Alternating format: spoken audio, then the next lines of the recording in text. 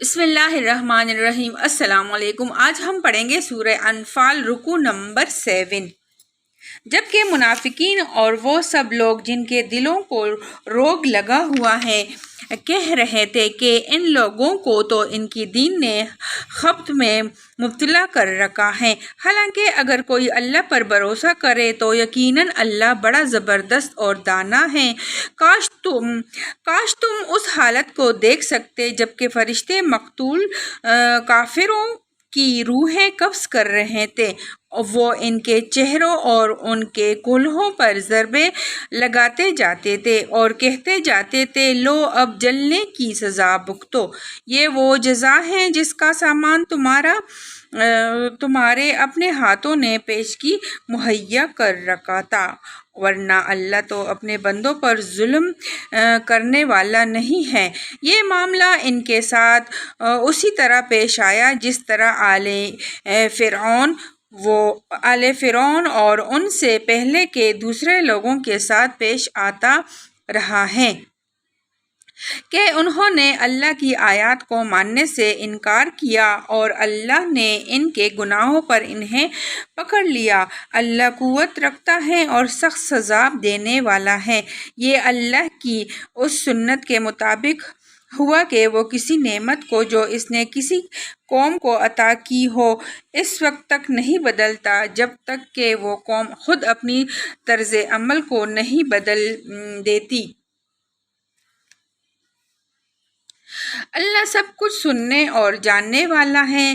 آل فرعون اور ان سے پہلے کی قوموں کے ساتھ جو کچھ پیش آیا وہ اسی ضابط کے مطابق تھا۔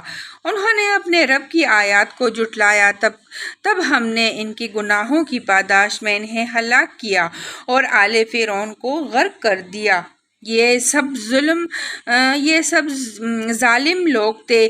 یقیناً اللہ کے نزدیک زمین پر چلنے والی مخلوق میں سب سے بدتر وہ لوگ ہیں جنہوں نے حق کو ماننے سے انکار کر دیا پھر کسی طرح وہ اسے قبول کرنے پر تیار نہیں ہے، خصوصاً ان میں سے وہ لوگ جن کے ساتھ تو نے معاہدہ کیا پھر وہ ہر موقع پر اس کو توڑتے ہیں اور ذرا خدا کا خوف نہیں کرتے۔ بس اگر یہ لوگ تمہیں لڑائی میں مل جائیں تو ان کی ایسی خبر لو کہ ان کے بعد دوسرے جو لوگ ایسی روش اختیار کرنے والے ہوں ان کے خواص باختہ ہو جائیں۔ توقع ہے کہ بدعہدوں کے اس انجام سے وہ سبق لیں گے، اور اگر کبھی تمہیں کسی قوم سے خیانت کا اندیشہ ہو تو اس کے معاہدے کو علانیہ اس کے آگے پھینک دو، یقیناً اللہ خائنوں کو پسند نہیں کرتا۔ اب اس کی تفسیر پڑھیں گے۔ یہاں خاص طور پر اشارہ ہے یہودیوں کی طرف جن سے نبی صلی اللہ علیہ وسلم کا معاہدہ تھا اور اس کے باوجود وہ آپ صلی اللہ علیہ وسلم کی اور مسلمانوں کی مخالفت میں سرگرم تھے۔ جنگ